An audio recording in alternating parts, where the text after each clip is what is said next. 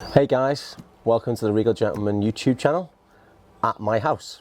Now I'm currently in the garden as we are on a lockdown in the UK because of the coronavirus, so we won't be able to do any hair tutorials for the probably foreseeable future, but we can answer some very important questions that you've been asking us as well. So we're going to do a little thing called At Home with Dan. Okay, now I've got the questions here that Liam sent through from you guys commenting on our videos, and I just want to say a massive thank you for getting some use out of these videos during this pretty difficult time as well. So without further ado, I'll answer the first question. So the first question was from Fatima Zaidi. It said, love this video. I'm planning cutting my husband's hair while we are quarantined, and this video really went into detail, so I'm a little more confident knowing I'll have this. Thank you. Is there any chance, or is there any hair cutting set you would recommend to buy, or a certain type of scissors? Now, I would say the best thing to do is, there are some really good scissors that don't have to necessarily be like, you know, the top of the range, you know, £400, £500, £600 scissors. There are some scissors around sort of the £100 mark that I'd recommend.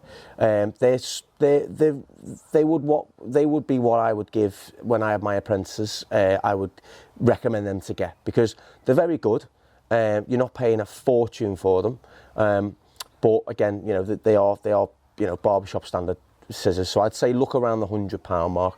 Most brands, you know, any brands that do that sort of £100-ish are going to be good. So I wouldn't worry too much about the brand. I'd just aim for the price is kind of what you pay. You know, you pay for what you get, kind of thing. In terms of combs, I always use Matador combs. The ones I've used since I started, the ones I got given by my first boss. So they're kind of the ones that I know, they're my go-to. So yeah, I'd say them. Thanks for the question. The next question is, as always, great tutorial and result from Dan and Regal Gentleman. One question, when you cut the top, is there any considerations when to start from fringe or from the crown? Thank you. Now, yes and no, okay? Most haircuts, if I'm doing, say, like a regular kind of short, choppy, textured look, like one of our scissor cut videos or anything like that, or anyone who wants to kind of a sort of standard kind of shortcut on top, I always tend to start from the front, just because that was the way I was taught. It's working from the front. You start to see the haircuts kind of happening as you're cutting it, sort of, you start to see the haircut kind of evolving as you're cutting the top from the front, and it also minimises mistakes as well. So a lot of the tutorials that we do is we try and break it down into kind of basic terms, because again, not only are there, you know, regular, you know, guys and girls watching this, but there's barbers as well. So I always try and break it down to the kind of basic way of doing it, which was to start from the fringe, so you don't make any mistakes, work through, leave the crown, and then match up either side and work sort of around the head, right side then to left. I tend to start from the crown if I'm doing sort of really precise short sections, because in that way you sort of, you know, you're working section by section by section by section by section, more than kind of just putting your fingers through and kind of doing them almost not like a perfect section, should we say. It's also good to start from the crown as well if you're doing anything like short crops as well, because again, the shorter the section, the more perfect it needs to be. So I'd say that's the difference, really. Thanks for the question. Another one, this is from John the Barber. Great to watch quality barbers, thank you. Two questions for Dan. First question is, ever want to own your own barbershop? You seem to be doing very well working in others. It's usually a barber's goal to have your own barbershop. And the second question was, what scissors do you use? Now, first question is, I have owned my own shop. I had a men's grooming salon called Man Made, which is in Marylebone in the West End of London, right near Selfridges, if you know it. But I was there for 5 years, very successful. Won a couple of awards, got tons of press. But as with most of the shops, my rents dramatically increased to the point where I couldn't really afford to be there. We also had our lease was also running out, so we had the option to renew, but the problem was the option to renew was going to be at a higher rate, and I couldn't really justify another 5 years at that rate, because the way that the industry's going, there's so many more coming, you know, many more shops opening up. When I opened up, I was the only sort of men's grooming, like high-end men's grooming salon in the West End. Well, not the West End, in Marylebone, should I say. So I kind of had every client, I had kind of the pick of the bunch, really. I was very lucky. We opened up at the right time. But yeah, I mean, look, I did the shop. I had my own shop, and what it made me do is that I realised what I really enjoyed about my job, and I didn't enjoy the doing all the the payroll and managing the business side of things. I enjoyed cutting hair. So I'd say the benefit of me having my own business, what made me now, as what I do now, I am freelance, is that it allowed me to focus on what I truly enjoy. So I've done the shop thing, wasn't ready for me. We were good, we were successful, but as with a lot of these things, sometimes it doesn't always work out. So thanks for that question, it was a good question. Second question was, what scissors do I use? I use mainly Joel. I've used them for a number of years now, and I love them. They're always kind of my go-to sort of scissor. Just one of the first ones I ever got, and it's like I'm a bit of a creature of habit, so I tend to stick with what I know and what I trust in and what I believe. So yeah, Joel are the sort of brand of scissors I use. Thank you, John. Next question is from M. What scissors did you use please, or what type of shears should I be looking for? So I would always be looking for anything over 6 inch. Anything shorter than that will take you a long time. I know a lot of hairdressers, because they tend to be working through their fingers, like palm to palm and whatnot, they use smaller scissors as it's easier to get sections. And I've always just learned with 6.5 to up to like sort of 8 inch. So I would always suggest for barbering, I'd always suggest anything above 6 inch, 6.5 inches. Again, pick the brand that works in your price point. Thank you, Em. The next question was from Daniel Ferreira. How to manage growing out very thick straight hair, particularly back and sides, which for me seem to go straight out to the sides. I know that feeling. Unless I got it cut very short, looks very messy 1 to 2 weeks later. Thanks. Now, the thing is for that is, unfortunately, so if you've got very straight hair like me, and it does tend to grow out. Why? Because it grows obviously a lot straighter out to sort of from the side of the head out. You've either got to go nice and short and keep on top of it, unfortunately, or you kind of have it a bit longer and you work down with the clipper. Now, I've done this on a few of the videos where you work up to remove the bulk and then you work down to kind of shape the hair, the kind of sides, and what that helps do, it kind of actually cuts it on a slight angle. It seems to grow out slightly flatter, I've noticed. So it's a hard one to give, because obviously you're telling your barber how to cut the hair, but that'd be my advice, is kind of having to work down as well as kind of just going up, because that seems to help my hair grow out well. But unfortunately, it's not a bad thing having very thick straight hair though, so try and take the positive from the negative there. Yeah, you have to go more regularly, but you've got a good head of hair, so I'd say it's not a bad thing. Thank you very much, Daniel. Andrew Cater, how do you know what hairstyle will suit you? I would say, first of all, there's a number of things, should I say. There's face shape. Knowing what hairstyle suits face shape. Again, we can go into quite in depth about this, but mainly is if you've got, say, a more rounder face, I'd always go for something that leaves a little bit of length on the sides, because then it kind of helps to balance the face.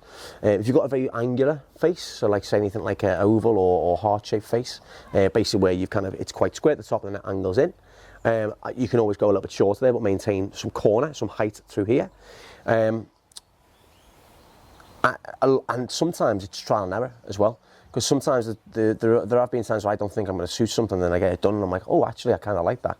So I would say face shape is very important, and also lifestyle. You've got to have a haircut that's going to suit your lifestyle too. So it's not always about like getting you see a guy with this lovely kind of slick back pompadour, and you think that's wicked, that, but then you've got 2 children at home and you work at 7 in the morning. It's not going to work for you, because unless you're going to be willing to spend the time and you've got the time available to style it, then again it might not work. So I would say face shape is important, kind of trial and error as well, and also lifestyle. I'd say that's kind of what I do when I'm kind of assessing something. Thank you very much for that, Andrew. G Sanders 0811. asked, self haircuts may be the best action for some of us the next month. Any tutorials? Yes and no. I will try and put something on that will kind of help people through this kind of difficult time. This could also be a time for you guys to kind of try longer hair and see if you suit it and see if you like it. It's always a nice one. But yeah, I'll try and give you, I would say I'll try and see if I can do anything to kind of keep people kind of looking a bit cleaner for the next coming weeks or months. Thank you very much, G Sanders. The next one was from, I'm really sorry if I'm not saying the names right, by the way. Vabe Nagar. What is the best way to style hair without using heat? Natural drying. It's the best way to do it. Just towel dried and let dry naturally. You can always apply a product in the hair as well when it's damp. So you can always apply a little bit of the MAC clay when it's damp, towel dried, and then kind of work into place. That's always quite nice because it doesn't dissolve. It will still dissolve slightly in the wet hair, but if you use a little bit more, so like I always say use like a pea size amount, say you use say double that amount, then what you'll find is that it will give you a little bit more hold in the hair. So let it dry out naturally. That's what I would say is the other way of doing it. And sometimes when you dry your hair naturally, you get a completely different look. So I would say that's the other option really. Thank you very much for that. The next question was Nez Basic. Where did Dan Gregory get his education and job training? So I started off at a little local barbershop in Liverpool, and I went to college as well, but I got most of my training on the shop floor. You know, I worked with who I still consider some of the best barbers I've ever worked with. I worked with 4 amazing barbers like who taught me. I worked with others throughout the time, but the guys who really taught me, I basically picked up the skills that they were sort of strongest at, I'd say. So like there's one guy called Mike who was really passionate about the edging and like very kind of classic haircuts, so I learned a lot off him. Then there's another guy called Dave who I worked with, and he was very much kind of into his kind of skin fades and you know, kind of working with a lot of clippers, so I kind of picked up his clipper work. Then I worked with Dean, who was like scissor over comb master, so I picked my scissor over comb up off him. And then I worked with who was the boss, Ian, and he was basically an all-rounder. He's still one of the best I would consider in the industry at the moment, and you know, he's still very much active in the industry as well. He gave me the opportunity to work there, and he was just, I mean, you know, I don't think there's a haircut he couldn't do.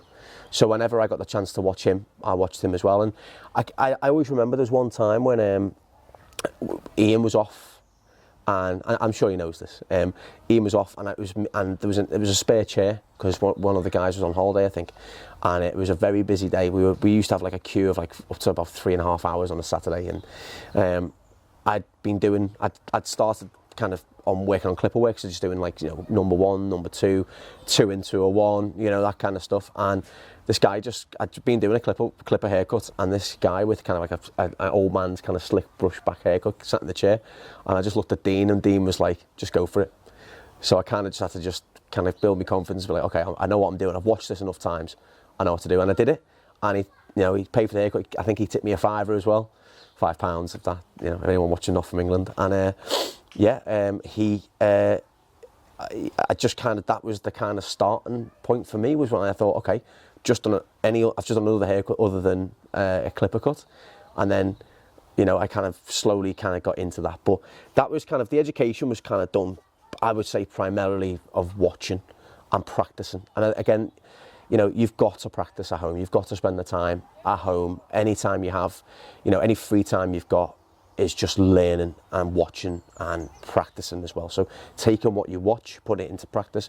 And, you know, like I've said before, you never stop learning in this industry. You know, I'm still constantly learning things. So please don't ever feel like, you know, if you don't know where you're at, or you don't feel as though you've got the confidence to be at a certain level. There is no level. Okay, and a lot of people do.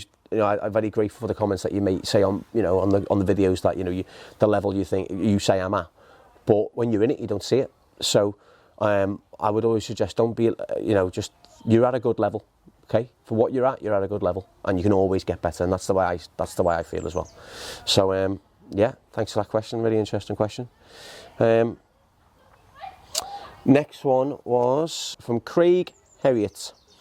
I have quite a pronounced cowlick at the front, which causes the hair to part naturally and fall into one place, which is more like a 3/4 part rather than a side part. My barber says he can't part it there because of where my cowlick is at the crown.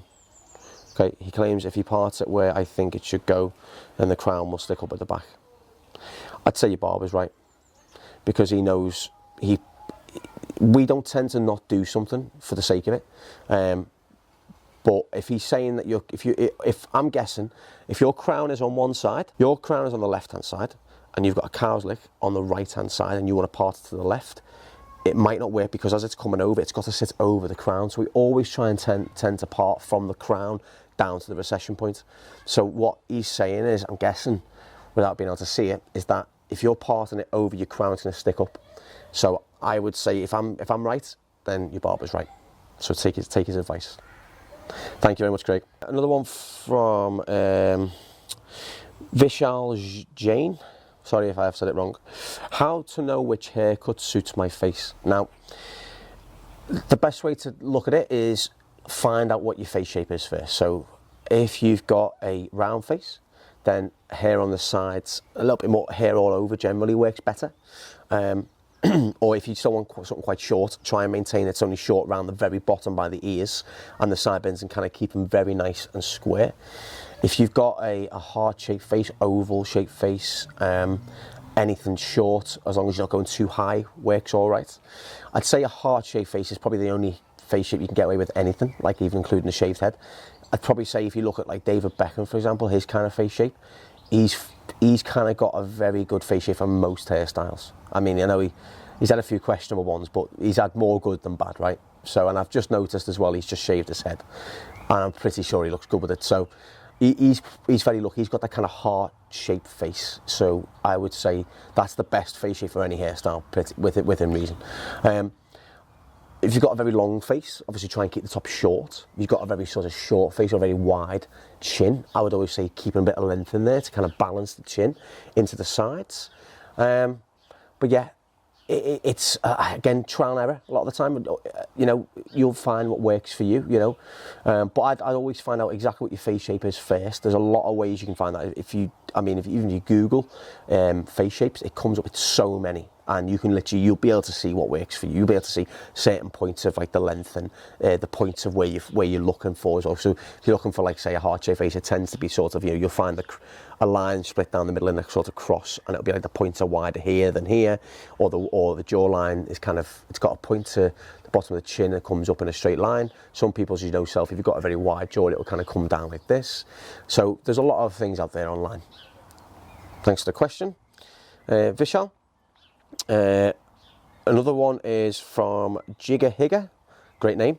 Now, this says, what brand of comb does Dan use for his clipper over comb? And thank you always for the videos, learning so much from this channel. Oh, well, that's very kind. You know, that's all we're doing them for, really. You know, it's not for any other reason. It's just to help, you know, and hopefully give people some advice or give some people some inspiration. That's kind of why we're doing them. So the brand of comb that I use, I've actually got some combs with me. Now, the one I use at the moment is my Matador. You can see it's very old. I've used it an awful lot. This is a Matador Saw Cut 45. Okay, that's the one I use for my clip over comb. The reason being is that the wide teeth basically measure to be pretty much the same width as a clipper head. So that's why I use it, because you very minimal mistakes that way as well. All right. Thank you for the question. Sorry, 1 second. Jigger Higger. Now, for this from Uber Scuba, any tips for someone who's receding a lot at the temples? Yeah. If it's really bothering you, then you could go for you can start wearing your fringe more slightly down onto your face. That's always nice. Kind of get like a sort of we've got a few videos on YouTube already, and where you can wear your fringe a lot more down. It doesn't always have to be that kind of crop fringe, straight fringe. You could go for something That's kind of maybe just kind of swept across a little bit more, but try and maybe maintain a bit more hair through the sides. To kind of have more hair to play around with, that'll help. If you go like say like a 1 back inside and leave a longer fringe, that kind of, it can sometimes make it look like you're trying to hide it.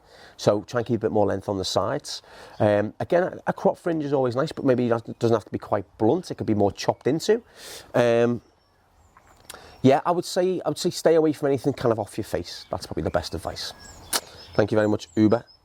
Next question is from Tengiz Mizuani. Hello. As someone with fine hair, what's the best haircut for me to get?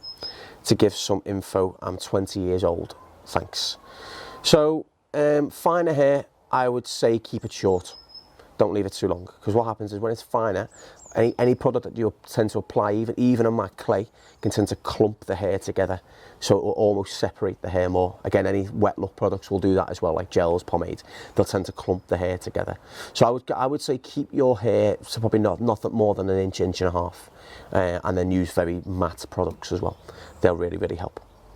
Thank you very much, Tengiz. So this question is from Terence Brown.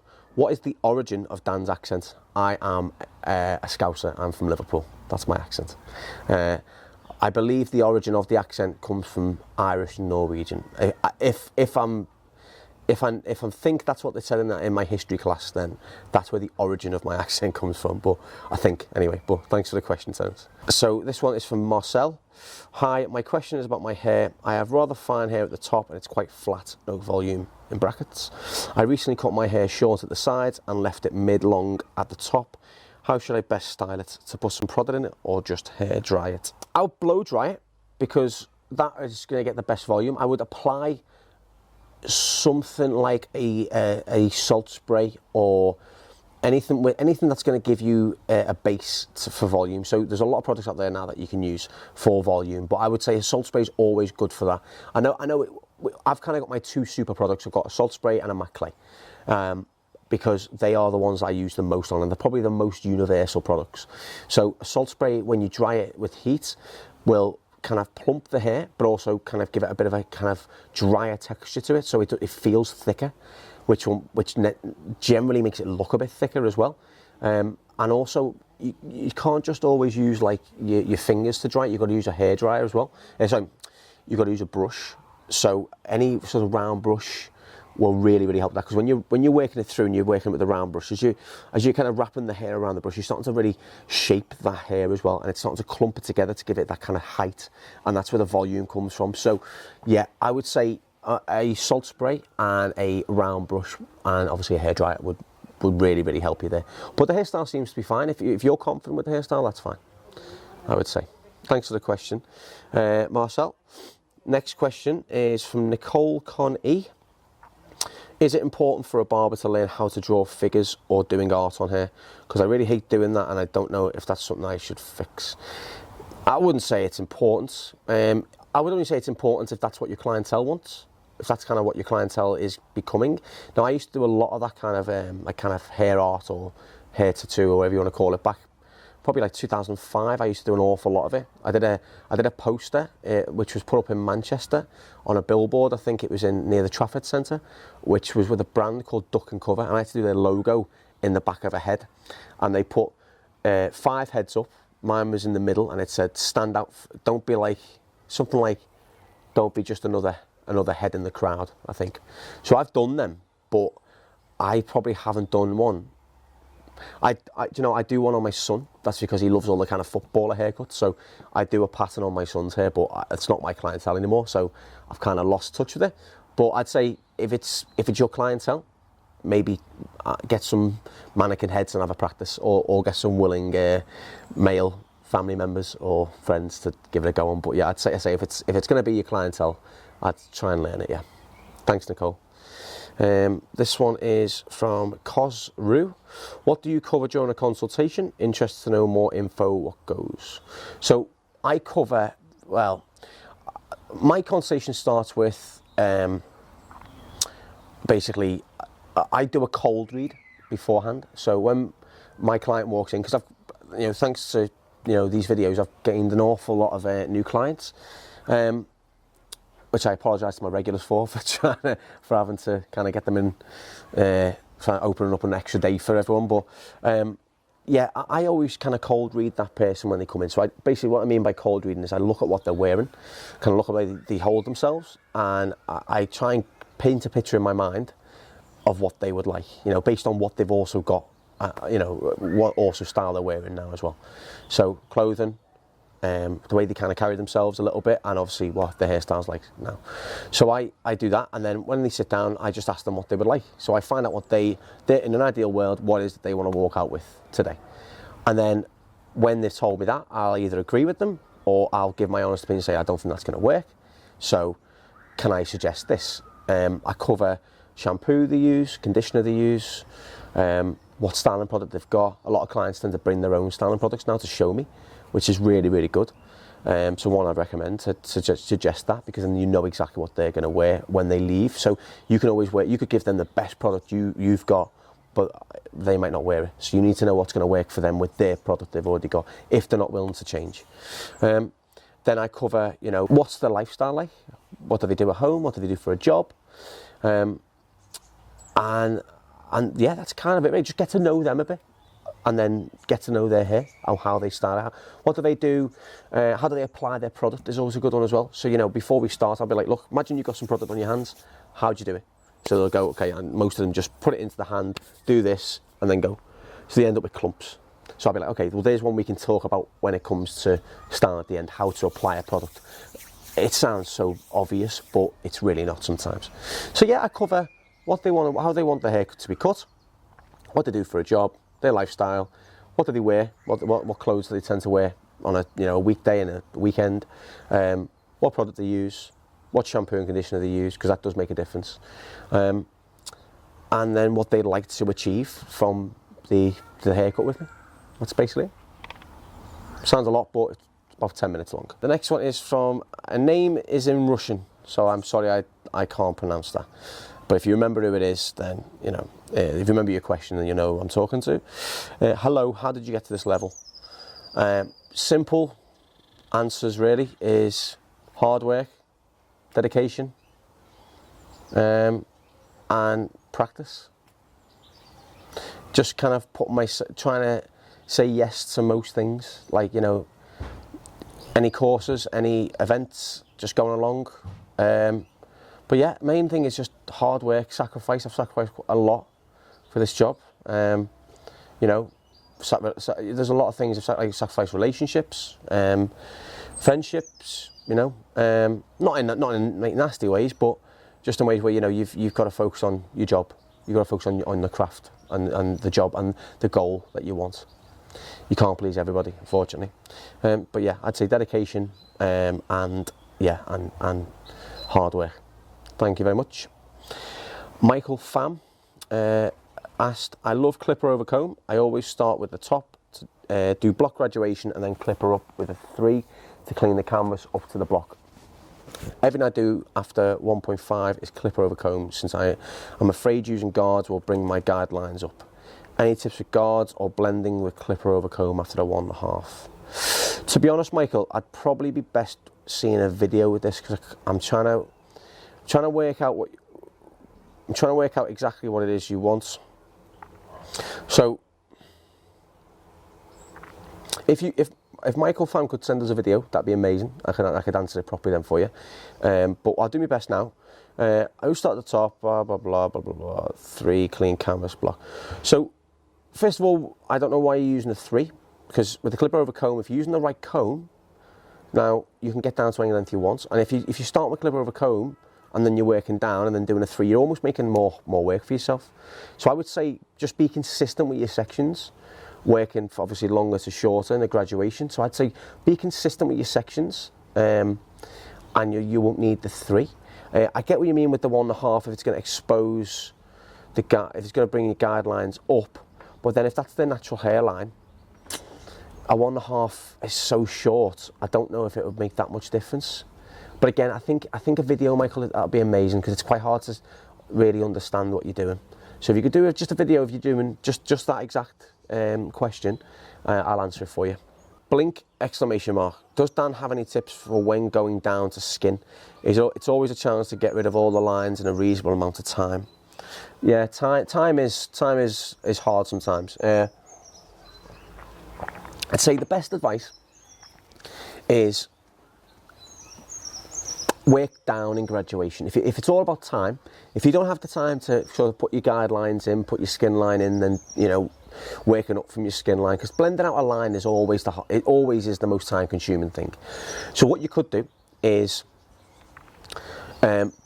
work down from a 2, like I always do. Work down from a 2 into a 1.5, into a 1, and into a half, and then put a nice line with the half. So almost leave a line of long hair underneath, but in a perfectly straight line. Okay. So where you're going to work from your 0 up into your half, do your half. Doing a half into a 2 is a fairly quick blend, I find. It's the skin that takes the time. I'd say getting that skin line out, but I would say do a half up to, say, where you want your 0 to be, and leave a line of long hair all the way around the back and sides, and then that way do a 0 up to, say, a couple of millimeters before your 0.5, do a line all the way around, and then just blend that little bit of hair in. And that might be the quickest route as well. I'll try and do a video explaining what that is. Thank you very much for your question, Blink. Next one is from Scott. What are the best styles you can have without using a hairdryer? Still looking for a well-kept style without spending too much time in front of the mirror. And what products are the best? So I'd say I keep it short. Short and neat is the best one for that, because unless you've got super long hair, that's kind of the most low maintenance you'll ever get, really. It's just long, because then that way you can pop it in a ponytail, put tiny bit of spray or some sort of lotion through it, and then you're kind of done. So I'd say you want something to be sort of reasonably well presented. I'd say leave a couple of inches on top, and then have any length you want around the back and sides. And then you could apply, say, again, any matte clay, a paste, a cream, even a lotion. I mean, there's too many brands to mention, to be honest, because there's that many products out there now, but I'd say look for anything like a cream, lotion, paste, or matte clay, and apply that when it's just towel dried. So just imagine it just on the verge of being dry, because in that way you won't lose too much product. But again, anything 2 inches or shorter would work really well for that. Again, it's down to the cut as well. So if you get the right cut for you, then it shouldn't take too long to style. Thanks, Scott. The next one is from _.purab_. I can't grow my beard and my age is 20. Any suggestions? It's hard, man. I mean, to be honest, I only really got this kind of attempt of a beard when I turned 30. So it's hard, man. It's like not everyone can grow a beard. So there's not much I can give you advice on that, really. I'd just say stay clean shaven. I wouldn't try and attempt to grow anything. If you've only got, like, say, a little bit here, or say it's a bit patchy, I just keep it nice and short. Maybe clean shaven, or like maybe open blade, stubble length. That's probably the best thing to do. And our final question is from Bogdan Ginder. Any chance to shadow Dan in London? Now, I get asked this an awful lot on Instagram. At the moment, no. Unfortunately, I would offer it. I really, really would. But unfortunately, the way my sort of studio works, where I'm based at the Hunter Collective, is that we all rent our own little space in there. So we can't really we haven't really got the room for people to come and shadow us, unfortunately, because a lot of my colleagues get asked that as well. But we just don't really have the space to do it. That is the only reason why. I would give everyone the opportunity. It's very nice. I feel good sharing the knowledge. It makes me feel happy, and I think that is the currency of life, in it, is happiness. So I always find that's the thing that makes me happy. So I would really, really love to, but at the minute I can't. Sorry, but again, that's why we're doing as many of these videos as we possibly can, to give you guys something. Maybe just to take one thing away from the video is always good. So we're trying to do as many of them as we possibly can. That was all the questions. Really, that was really good fun there. Thank you very much. Keep them coming. Keep commenting in the videos. We'll do another one of these. I mean, I don't know how long I'm going to be in the house for. so I might be able to answer a few more. So yeah, just keep comment on this video. And if you've got any friends, get them to subscribe and then comment as well. And we can answer their questions for them as well. But I want to say thank you for that. Thank you for watching. Stay safe. Stay at home. And yeah, just can't wait to get back to cutting hair again. Thank you very much.